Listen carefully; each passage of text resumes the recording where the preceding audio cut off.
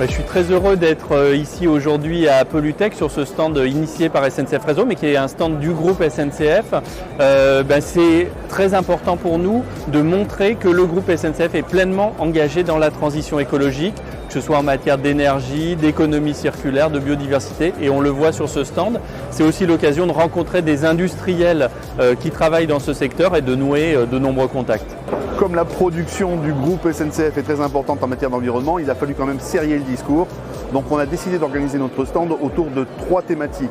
La première, c'est l'économie circulaire qui prend une ampleur industrielle conséquente. La deuxième, c'est la mobilité de demain et l'innovation. Et la troisième, c'est la décarbonation et la transition énergétique.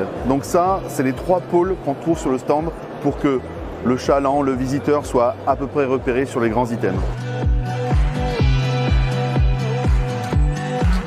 Nous, on est un acteur industriel majeur et un acteur industriel, il a son empreinte carbone. Donc à SNCF Réseau, on a l'empreinte carbone de nos activités et puis on a aussi tout ce qu'on achète. On achète de l'acier, on achète du caillou, du ballast, on achète beaucoup de choses qui ont une empreinte écologique importante. Et donc en travaillant là-dessus, on peut réduire notre empreinte carbone et participer à la décarbonation de l'industrie, bien au-delà du fait que le train est un moyen de transport sobre en énergie en lui-même.